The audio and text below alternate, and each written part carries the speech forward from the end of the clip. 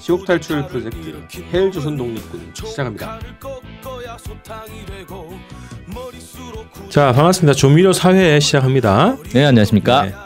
자, 오늘은 지난주에는 핵무기가 어디 배치됐고 어떤 종류로 배치됐는가 이런 얘기 있는데, 이제 배치를 하고 나서 실제 이제 사용하려고 하는 네. 움직임이 있었다 이런 그렇죠. 거죠. 네, 그렇습니다. 그래서 그런 역사를 한번 좀 정리를 해보죠. 네.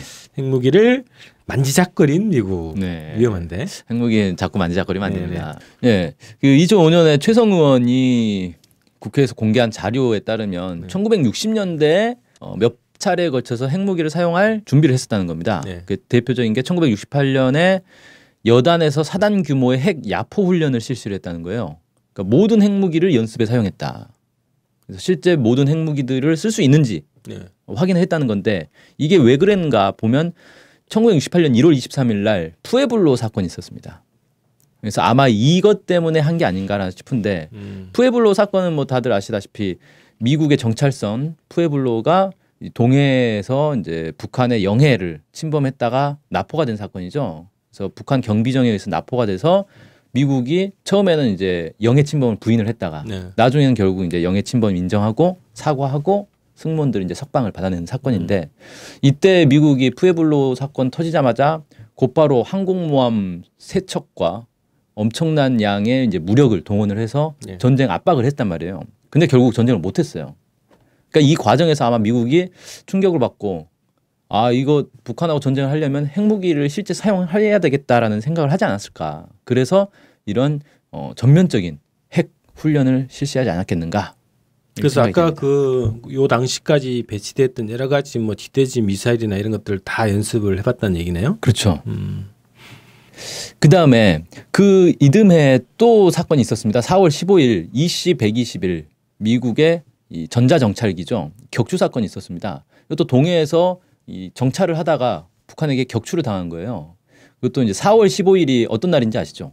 북에서는 아주 명절이죠. 네, 북한은 이제 태양절이라고 해서 가장 큰 명절로 세는 날인데, 이것 때문에 좀 말이 많았죠. 아, 그래도 국경일인데 굳이 또 격추까지 시켰느냐. 그러니까 미국 입장에서는 아마 국경일이니까 격추 안 시킬 거라고 생각하고 마음 놓고 들어간 것 같아요. 그랬다는 뭐 여러 정황들이 있더라고요. 어쨌든 그 영공을 침범했다라는 것은 공식 확인된 거예요?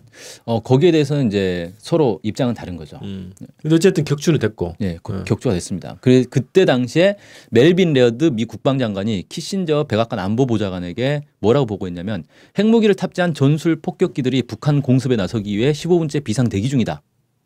빨리 결정을 해달라. 이 얘기를 한 겁니다. 15분이 얼마 안 되네. 15분째 뭐 이렇게 오래 기다렸다는 듯이 얘기를 하고 있어.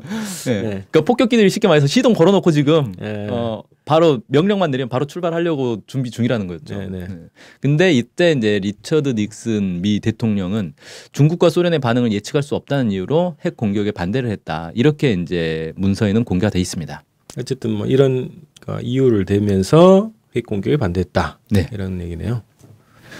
70년대로 넘어와서요. 1975년 4월과 6월에 제임스 슐레진저 미 국방장관이 기자회견에서 이런 얘기를 했습니다.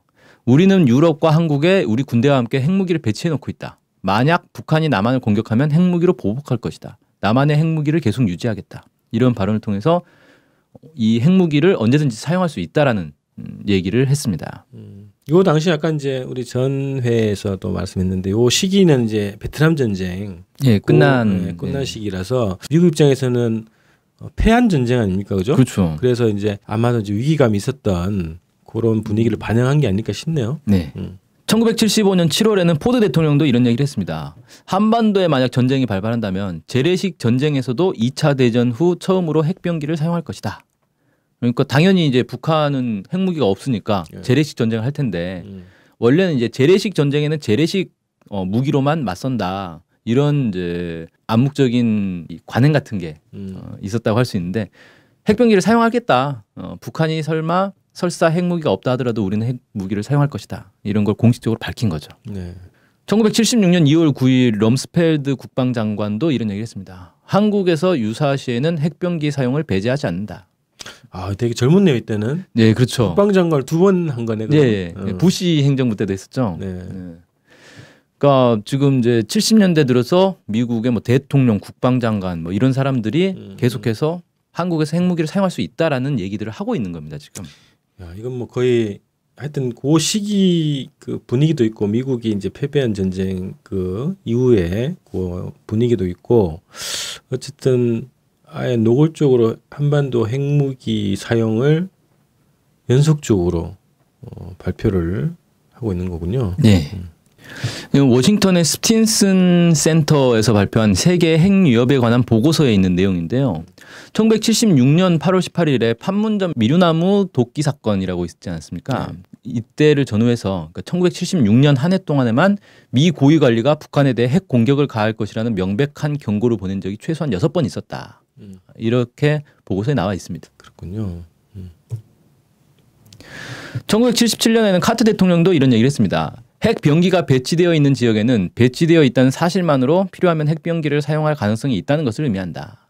그러니까 배치한 건 당연히 쓰려고 배치한 거다. 그 얘기를 하는 거죠. 카터 뭐 예전에는 이랬군요. 네, 그렇습니다. 요즘에는 집을 짓고 다니시던데. 뭐 평화의 전도사인 것처럼 네. 하고 다니죠. 80년대로 넘어와서 1981년 8월 11일 윌즈 미 국방성 대변인이 이런 얘기를 했습니다. 중성자탄을 사용할 가능성은 유럽보다는 극동이 될 수 있을 것이다. 그러니까 유럽보다 극동이면 결국 이제 한반도가 가능성이 높은 거죠. 그래서 한반도에서 중성자탄을 사용할 가능성이 있다. 이렇게 이제 얘기를 했습니다. 네. 이때가 이제 어떤 시대냐? 1982년 4월에 미 정찰 위성이 처음으로 영변에서 핵 시설로 추정되는 시설을 건설을 하고 있는 장면을 촬영을 했습니다. 그러니까 미국 입장에서는 북이 핵 시설을 만들고 있는 것 아닌가? 비밀리에 핵무기를 개발하는 것 아닌가? 이런 이제 의혹을 갖기 시작한 때였다. 네. 이렇게 볼 수 있죠. 그리고 이제 곧바로 이런 내용이 나옵니다. 1983년 1월 23일에 에드워드 마이어 미 육군 참모총장이 서울에서 기자회견을 한 내용인데요. 내용이 아주 충격적입니다. 북한에는 우리가 아는 한 소련이나 중공의 핵무기 미사일이 없다. 나토 국가들에 배치된 미국 핵미사일의 발사는 그 국가들 정부와의 사전 협의가 필요하다. 그 때문에 유럽에서의 미국 핵미사일의 사용에는 제약이 있다. 유럽에서는 미국이 쉽게 핵미사일을 못 쓴다는 거예요. 예. 그러나 한국에 배치된 핵미사일 발사 여부의 기본적 판단과 권리는 주한미군 사령관에게 있다. 주한미군 사령관은 그 판단과 결정을 미국 대통령에게 보고하면 된다. 한국은 협의 대상이 아니군요. 네. 노골적으로. 그러니까 한국 정부하고는 관계없이 정부에 얘기할 필요도 없이 주한미군 사령관이 판단해서 써야 되겠네라고 생각하면 그냥 쓰면 된다는 거예요. 대통령이 보고하고. 대통령한테 보고만 하면 되고. 그 판단 결정을 보고만 하면 되는 거네. 허락을 받는 게 아니라. 그렇죠. 이 말대로 하면 그렇게 되는 거죠. 네. 노골적이네 이거 진짜. 네. 그러면서 선제 핵공격 사용권을 선언을 했습니다. 그러니까 우리가 먼저 핵으로 북한을 공격할 수 있다. 그럴 권리가 있다라고 얘기를 한 거죠. 아까 이제 그런 거를 그 뭐 인공위성을 통해서 그 시설 건설하는 장면을 포착을 하고 나서 이제 그런 얘기를 한 것 같은데 직접 한국에 날아와가지고 곧바로 이런 얘기를 한 거죠. 그랬네요. 이게 유럽에서의 미국 입장하고 한반도에서의 미국 입장이 극명하게 지금 갈라지는 거고 한국은 주권 국가가 아니네. 그렇죠. 한국 정부는 지금 주한미군 사령관이 핵무기 쓸지 말지 판단하는 데서 아무런 좀 제동을 걸 수 있는 상황이 아닌 겁니다.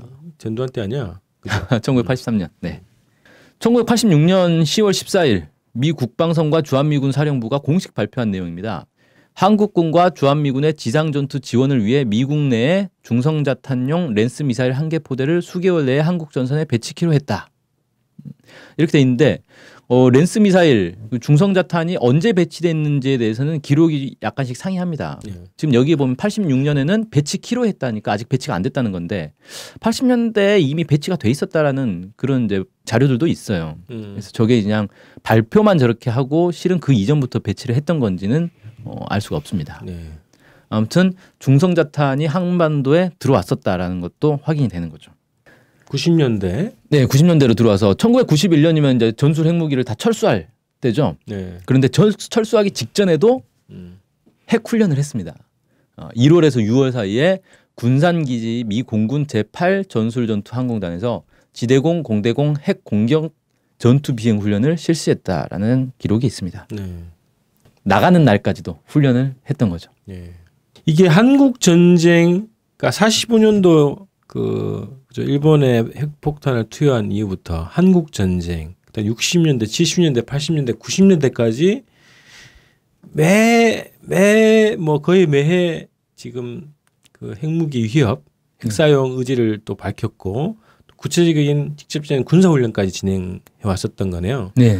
그 다음에 또 2000년대로 가면은 이제 또 새로운 또 교리를 발표하지 않습니까? 요즘 미국이. 그렇죠. 선제 핵 공격 뭐 이런 것들을 계속 발표하죠. 핵태세 검토 보고서라고 하는 그 군사 교리를 공식화 거의 한 건데 그건 또 다음 시간에 또 이어갈 것 같은데 어쨌든 한반도의 핵전쟁 계획 이런 것들이 끊이지 않고 있었고 실제 핵 공격 훈련까지 끊이지 않고 벌어졌다 이렇게 확인되는군요. 네. 자 이렇게 조미료 사회 마치고 다음 시간에 뵙겠습니다. 안녕히 계세요. 네.